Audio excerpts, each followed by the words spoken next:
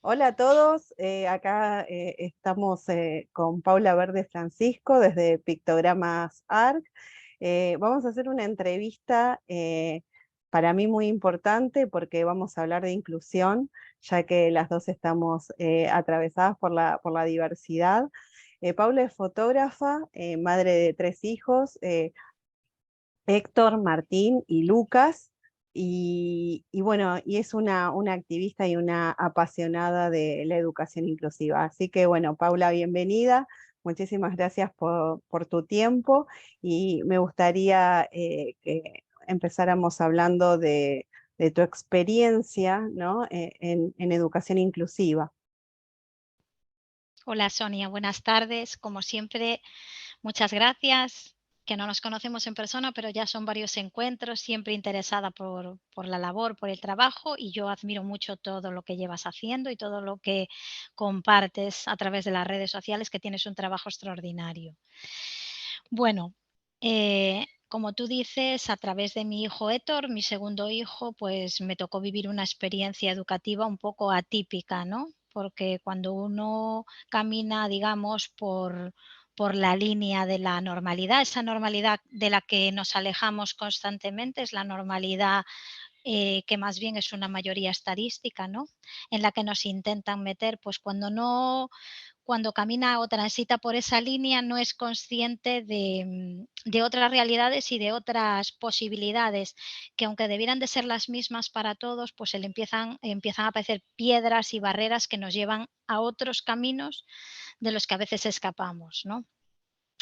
Entonces, mi hijo Héctor difiere bastante de la media estadística, tiene autismo y no verbal, es un aprendiz visual maravilloso, es un excelente pensador en imágenes, y entonces a mí la fotografía, digamos que mi fascinación fue de siempre, pero mm, me formé en fotografía y me empecé a dedicar un poco más, precisamente porque vi que encontraba en eso otras vías de comunicación y de expresión de lo que estábamos viviendo. Entonces, Héctor, bueno, a mí cuando era pequeñito y me dieron el diagnóstico, aún no le tocaba la escolarización obligatoria, y a mí se me vino el mundo encima porque tenemos como muy incrustado, o yo me doy cuenta de que, como hay centros de educación especial, ¿quién va a esos centros de educación especial? ¿No? A ti te dicen que el niño tiene autismo, que no habla, y entonces automáticamente piensas, y no va a poder ir al colegio con sus hermanos. Yo aquí me doy cuenta de que hay mucha falta de información a nivel social, y yo misma caí en ese fallo, ¿no?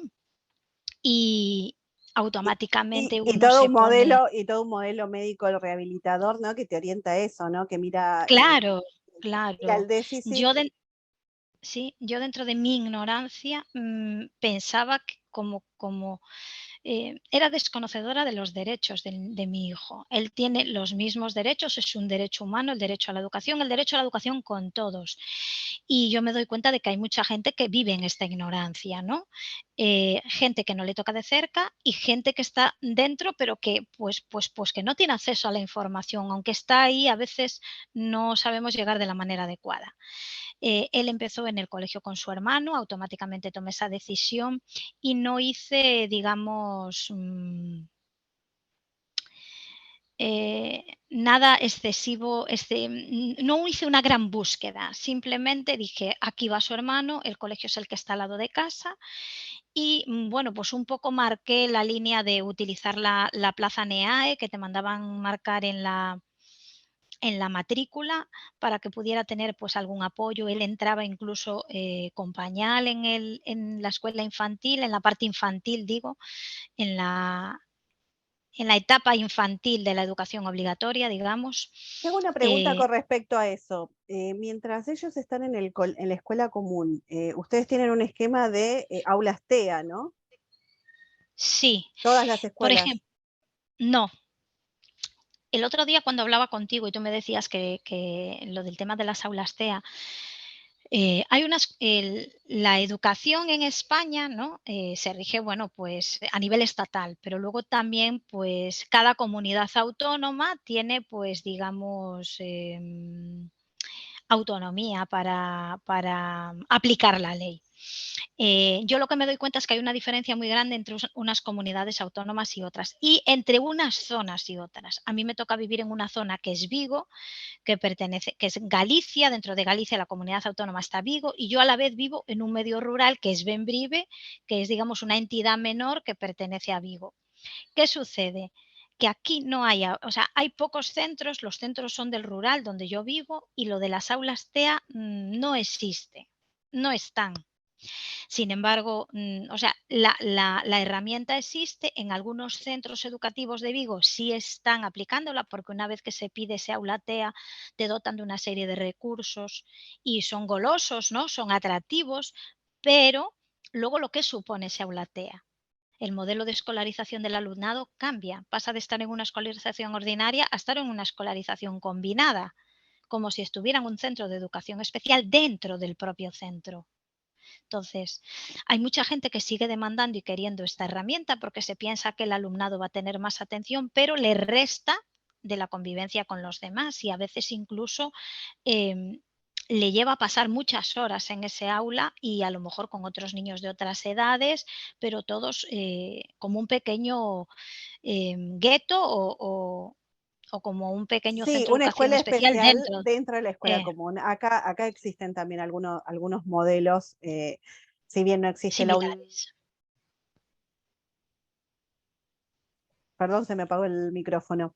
¿Y qué estrategias a lo largo de la primaria? Bueno, él recién entra en secundaria, después entramos a ese tema. ¿Qué estrategias usaron para los aprendizajes, para la inclusión de Héctor?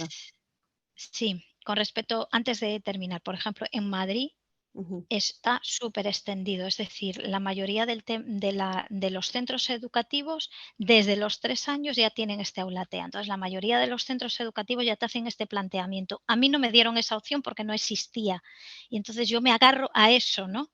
Me agarro a que la no existencia nos lleva a tener que explorar dentro del centro ordinario otras posibilidades, que es lo que nos pasó a nosotros. Pues hay una serie de recursos en el centro: está la orientadora, está la PT y está la L, profesora de pedagogía terapéutica y de audición y lenguaje. No sé si allí tenéis las mismas figuras de apoyo, ¿no?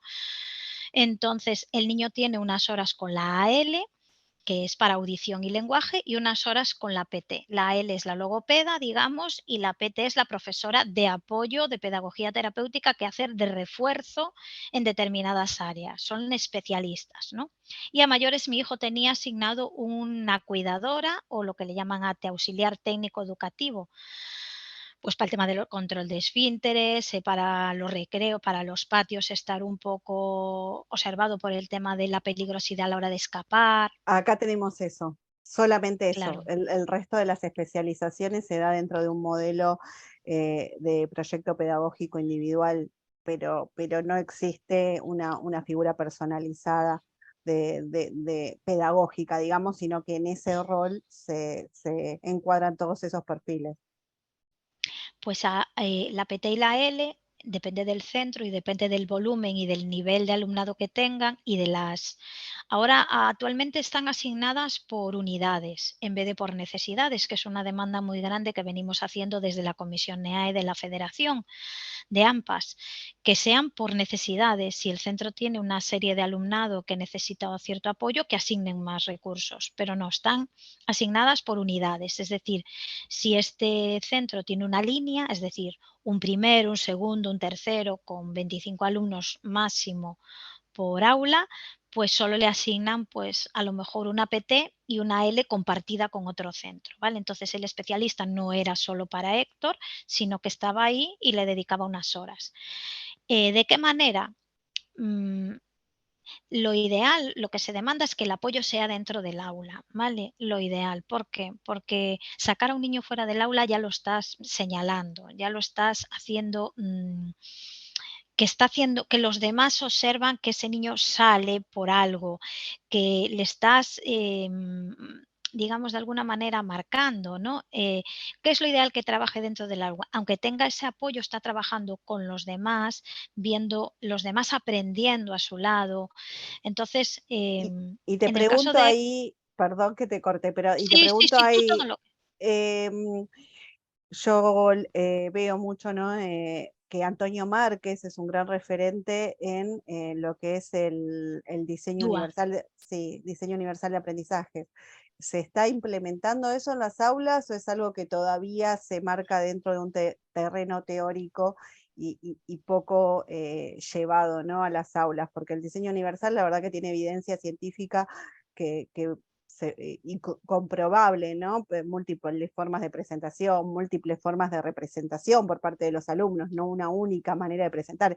Y acá se visualiza las aulas heterogéneas, ¿no? Cuando un chico puede manifestar algo o por la música o por un dibujo o por lo que a él realmente le gusta y puede, ¿no? Manifestar ese aprendizaje. Y lo mismo el tema de la motivación y que a nosotros nos atraviesa tanto cuando en autismo está todo el tema de los intereses restringidos, ¿no? Entonces decir, bueno, ¿qué lo motiva a ese niño para empezar por ahí a desarrollar una propuesta? ¿Se está implementando eso allí o todavía requiere, digamos, cierta incorporación por parte de los docentes o aceptación, ¿no? En las instituciones. La verdad que actualmente se habla mucho, mucho del diseño universal de aprendizaje. De hecho, la nueva ley que empezó, la LOMLOE, contempla el diseño universal de aprendizaje que tiene que instaurarse, ¿no?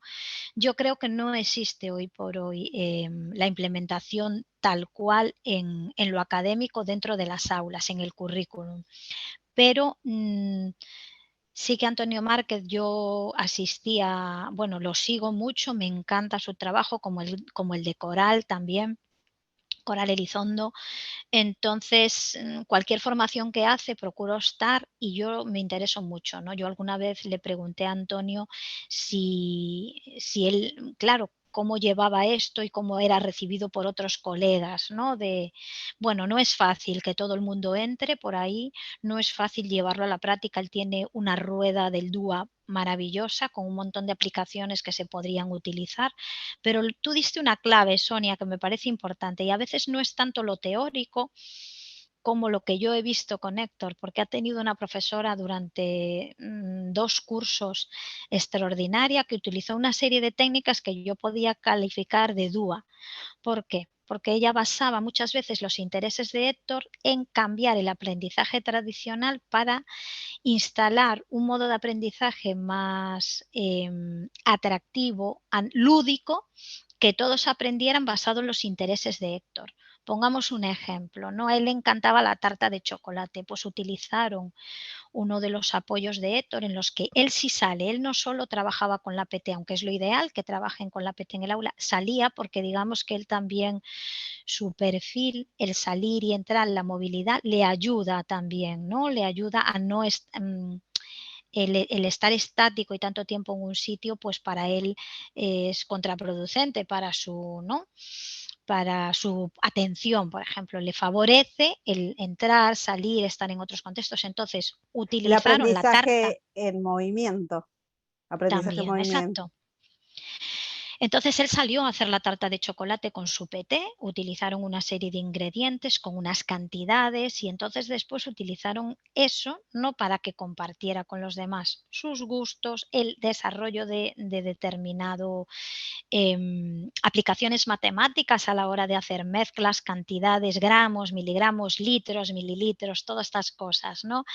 Y, y él era un interés muy grande, lo pudo hacer un reparto con sus compañeros, que a la vez podemos hablar de fracciones, podemos hablar de... Ese Y tema me gustó, y los compañeros, ¿cómo es el tema social? Porque el aprendizaje nosotros estamos llamados a aprender con otros, no aprendemos así de la nada o no nos transfieren el conocimiento. ¿Cómo ves el aprendizaje social? ¿Qué experiencia te tocó atravesar? Bueno, mi experiencia, por ejemplo, como mamá fue muy buena porque encontré a familias interesadas y curiosas, ¿no? Con respecto a cómo aprende esa niña, ¿no? con respecto a mi hija. Y cómo encontraste vos ese grupo? Yo noto que las generaciones que vienen son mucho más flexibles, ¿no? A entender la diversidad y aquel niño que no aprende de la manera típica. Pues la verdad que yo la primaria, lo que me dio fuerza y lo que nos dio fuerza y lo que nos hizo seguir, vamos, ejerciendo nuestro derecho sin venirnos abajo, es el apoyo que hemos tenido de ese grupo. Ese grupo, tanto a nivel familias, que siempre hicieron como una serie de dinámicas, de salidas, de encuentros para favorecer los lazos y que se establecieran vínculos fuertes entre los niños. Ellos estaban interesados en aprender, compartíamos mucho cualquier cosa, nos emocionábamos, nos ilusionábamos. Si había una exposición, ellos venían. Si había una charla o algo en la que alguna persona pudiera venir, ellos se animaban. Compartíamos luego por el grupo del cole, que era muy productivo en este sentido. Em, y luego los niños, o sea, el aprendizaje, lo que me llegaba a través de los docentes es que, si no la mejor, era una de las clases más extraordinarias que había pasado por el centro. Entonces, eso significa algo, eso significa que ahí hubo un germen, donde esos niños eran, de alguna manera, em, especiales, para con Héctor no, ya de por sí llevaban consigo, ¿no?, una naturalidad, una forma de entender, Y apreciar la diversidad, y de apreciar la diver resolver situaciones que personas que mucho más complicadas, había momentos en los que Héctor igual se bloqueaba, gritaba, y ellos decían: "A veces es que los adultos lo agobian", ¿no? Ellos daban soluciones, no teníamos que estar pensando tanto en: "Es que los demás lo ven gritar". No, los demás están entendiéndolo, a lo mejor mejor que tú y que yo. Entonces, yo lo que vi en esos niños, sobre todo porque me hicieron llegar algunas profesoras, esta en concreto, textos y iniciativas, juegos y preguntas que le hacían, y todo lo que podían destacar de Héctor, aunque él tuvo momentos muy difíciles, siempre fueron cosas increíbles, que él era bueno en inglés, que él era bueno en tecnología, que nadie le superaba en inglés, que le encantaban los elefantes, que aprendieron gracias a él que, que se tienen que relajar para que él también se relaje. O sea, todo eran aprendizajes en positivo, cosas que me dejaron fascinada, la verdad. y el pase a la secundaria es todo un desafío, o al menos acá, pasamos al nivel primario, los chicos terminan con 2 docentes en las materias centrales, ciencias, matemática, lengua, y el nivel secundario como que en Argentina presenta unas 16 materias aproximadamente, y realmente es un desafío, integrar, propuestas que sean atractivas, ¿no? Para este colectivo de personas que nosotros tanto queremos. Fue allá? ¿Cómo fue el proceso? Yo sé que encaraste un proceso amplio de buscar escuelas para él. ¿Cómo te fue con ese proceso y cómo lo están transitando? ¿Cómo lo están se me cortó el audio, cómo lo están transitando? Porque son los primeros meses, ¿verdad?, de Héctor en nivel secundario. Sí, la verdad que la búsqueda al final no fueron tantos centros a los que fui, algunos porque ya me rechazaron o no me dieron directamente cita, ¿no? Eh, a los que iba se quedaban un poco con los ojos abiertos, ¿no? Y en todos, lo que yo notaba era que no hay suficientes referentes. La gente no llega a secundaria. ¿Qué pasa con la secundaria? Especialmente los perfiles que se alejan bastante. Cada vez hay más alumnado con diferentes perfiles y diverso, porque diversos somos todos, pero es verdad que ya no hay un alumnado tan homogéneo a todos los niveles, ¿no? Pero hay algunos perfiles que todavía sigue costando tomar la decisión de ejercer el derecho, porque siempre tenemos el miedo a que no los vayan a atender bien, a que estén mejor en otro lugar, porque es lo que nos siguen vendiendo, es lo que nos siguen. Sin embargo, bueno, pues allá no nos agarramos, tuve muchísimas dudas, yo veía que lo que me ofrecían, lo que tú dices, pasaban de repente a 11, 12 materias con profesores diferentes, con un nivel de peligrosidad, porque son centros muy abiertos, con espacio mucho más grandes, con muchísimo más alumnado mayor, donde él probablemente, que al final fue así, no iba a ir con ningún amigo suyo de la primaria, que fue lo que nos pasó, porque los centros que en principio podía haber elegido, pues por ejemplo el que elegí para su hermano, pues tal vez no fuera la opción más adecuada para él, porque bueno, uno se informa, ¿no? Y al final, pues nada, nos fuimos metiendo en el proceso, lo fui haciendo un poco, em, ya bueno, pues hablé con el equipo de orientación específico, con alguna persona, con inspección, y tiré con el derecho que el niño tenía a estar en la secundaria. Yo dudé mucho, Sonia, mucho, y llegó un punto que me dije: "¿Cómo sería yo capaz?", ¿no? O sea, ¿cómo sería capaz? No. Yo quiero ver a mi hijo a los ojos y decirle: por mí es que, o sea, no por mi culpa has dejado de tener esta oportunidad", ¿no? Si Y la yo tomo otra oportunidad decisión. a la educación obligatoria, porque la realidad es que hay educación que es obligatoria y hay educación que no es obligatoria. Y el paso por el nivel primario, el nivel secundario es educación obligatoria, está contemplado a nivel internacional, ¿no? En el objetivo 4 de desarrollo sostenible, educación, más allá del derecho que ya se reconoce en la convención, pero es un derecho a la educación inclusiva que nuestros hijos deben tener y es verdad que a mí me pasa exactamente lo mismo que a vos, estoy en esa transición de decir, bueno, si esto no funciona, no es por mí. Entiendo a veces las brechas que se dan y los obstáculos de repente de comunicación, que es donde nuestros hijos a lo mejor están parados, ¿no? Con un déficit en la comunicación, una dificultad para hacer amigos, para conocer gente, para tener herramientas, pero creo que la educación es una gran oportunidad de articular eso, ¿no? De poder articularlo a través de, bueno, se habla mucho, tanto en España como acá, de aprendizaje basado en proyectos, de un montón de herramientas y estrategias que puedan llevar a seguir conociéndonos, ¿no? Y que nuestros hijos no se caigan del sistema y no vulnerar ese derecho. Sí, yo en una de las publicaciones que hice decía algo así como: "¿Qué fue de mi amigo Héctor?", ¿no? Yo pensaba en todos esos compañeros que han convivido toda su vida con Héctor y que lleguen a la secundaria y que de repente no encuentren ningún Héctor, ¿sabes? Y no es que no existan, es que, ¿qué pasa? ¿Sabes? No tiene que ser Héctor, pero cualquier niño puede ser Héctor. Entonces, yo pensaba, yo no sería,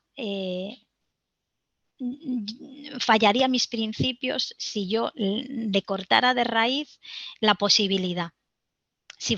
Al estar en mi mano esa decisión, porque al final está en mi mano, si yo le niego esa posibilidad, que es un derecho de mi hijo, yo me encontraría muy mal. Entonces, no sería fiel, ni estaría defendiendo sus derechos, ni sería fiel a mis principios. Entonces digo, si luego falla, como tú dices, y no va bien, o, o es inviable, o el niño no es feliz, ya llegará ese momento, o no, ojalá que nunca llegue, pero que no sea porque yo no lo he intentado.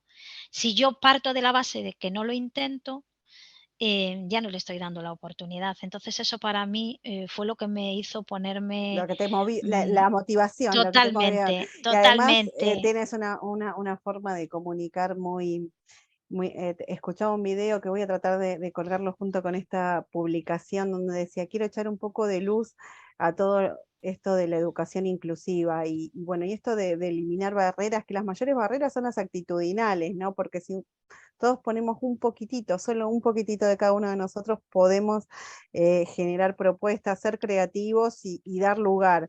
En este caso, bueno, a nuestros hijos que todavía son adolescentes y niños, pero que pronto ya serán adultos y necesitamos una sociedad más preparada para recibirlos, ¿no? Creo que eso se está construyendo ahora. Separarlos realmente no es la opción. Sí, Yo sé, supongo que el vídeo al que te refieres es donde cuento lo de los patios, por Los ejemplo, patios, ¿no? sí, Porque sí, hablo sí. y es que a veces hay pequeñas cosas que si somos observadores y somos capaces de transmitirla, además de aportar luz, igual contagiamos en positivo, ¿sabes? Entonces, yo creo que a veces no hay un gran ejemplo de inclusión, pero hay pequeñas prácticas que pueden intentar generar algo más grande. Entonces, en la secundaria un poco iba, con mucho miedo.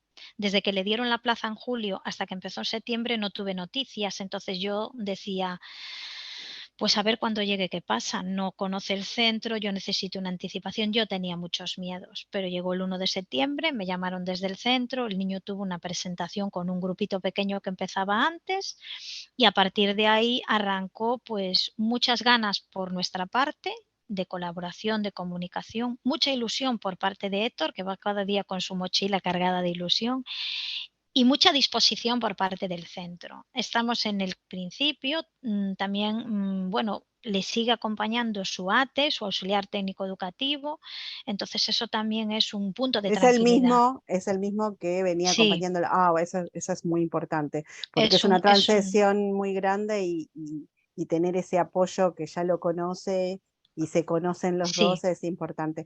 Sabes que quedan pocos minutos, y vamos a hablar de muchos temas más como quererla es crearla, pero me parece que no nos va a dar el tiempo. De todas formas, hicimos un pasaje muy, muy lindo y muy interesante de esta trayectoria y que viene como inspirar, como decías en tu video, y a echar luz y a generar esperanzas de que una educación más inclusiva y justa y donde todos puedan aprender en el mismo lugar y de la misma forma es posible. Así que no sé si querés decir algo más, nos queda muy poquito tiempo, Nada, pero Sonia, que con respecto a lo de quererlas crearla, al final ese lema que nos mueve a un montón de familias, que nos sentimos identificados con crearla, ¿no? Realmente queremos otra escuela que acepte a todo el alumnado, otra escuela donde todos nuestros hijos puedan ser y se respeten sus derechos, y creo que tenemos que ser y estar para poder crearla. Entonces, bueno, la web de Quererlas Crearla tiene un montón de documentación e información que recomiendo a todo el mundo para quien se quiera nutrir y quien se quiera empapar de todo lo que venimos haciendo. y el documental que pronto va a llegar acá también y lo vamos a ver y También, vamos a comentar. también. Así que bueno, te agradezco un montón tu tiempo, gracias por abrir tu corazón, gracias por mostrarnos la manera en que trabajas en imágenes, porque mostrás muchas fotos, muchos momentos, muchas situaciones, y bueno, nos ayuda a seguir pensando en una sociedad más justa. Te mando un abrazo grande, Paula, y bueno, y seguimos en contacto. Gracias, Sonia, de verdad. Un beso muy Un beso grande grande. y para lo que necesites, ¿vale? Nos vamos a ver nuevamente, seguro. Un beso grande. Sí, un beso, un beso.